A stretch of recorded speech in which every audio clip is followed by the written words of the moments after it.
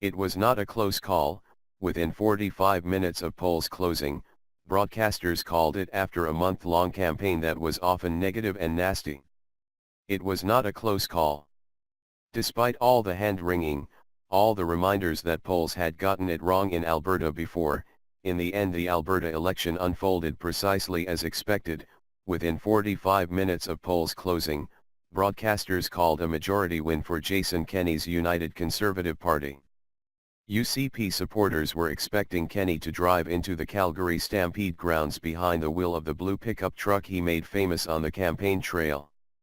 Chants of UCP, UCP, UCP, and farewell chants to Rachel Notley's NDP broke out every few minutes.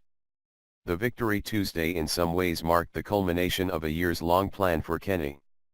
The former Conservative cabinet minister left his seat in Ottawa in 2016 with hopes of uniting Alberta's fractured provincial Conservative moment. The rollicking 28-day campaign in Alberta saw repeated attacks on Kenney's character, as the NDP campaign team unearthed and released controversial comments he made on LGBTQ rights. Kenney insisted it was simply a fear and smear campaign, meant to distract from the NDP's economic record. The economy has long been top of mind in the province. Since 2016, when the bottom fell out of the international oil market, Alberta has been in a prolonged recession. Recovery, economists say, has stalled coming into 2019, with unemployment hovering around 7%. Kenney has argued that Notley's government has made a bad situation worse with higher taxes, more regulations, and increases in minimum wage. Notley, in turn, said Kenney's plan to freeze spending and pursue more private health care options would have a profound effect on students and patients.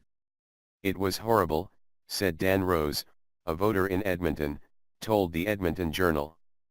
I can't think of a worse, more negative, more caustic campaign in my time. It was just awful. With UCP ahead in the polls, the NDP had stressed that polls have been historically inaccurate in Alberta. The polls were indeed wrong in 2015, when Notley's NDP surged to a majority, forming the province's first NDP government in one of the most unprecedented election results in Canadian political history. That victory was made possible, perhaps, by vote splitting among the province's Conservatives, who were divided between the Progressive Conservatives and the Wildrose Party. But Kenney's union of the two under the UCP all but eliminated the chance of that happening again. On Tuesday, Elections Alberta scrambled to send replacement staff to run a polling station in a fly-in northern First Nation community. Drew Westwater, Alberta's Deputy Chief Electoral Officer, said Elections Alberta chartered a plane to bring extra personnel to Fox Lake, Alta, after the original team assigned to run the polling station quit. Westwater said he wasn't certain why they quit. It's a first, he said. I've been running elections since 1977. I've never come across this before. Westwater said Elections Alberta hired and trained 4 different teams since the election was called this year. All of them have quit on us, he said. On Tuesday evening, Westwater hadn't heard from the staff he sent to Fox Lake, since they do not have telephone service. He expected them to keep the polling station open later than scheduled. We're staying as late as we can before dark, when the plane has to leave.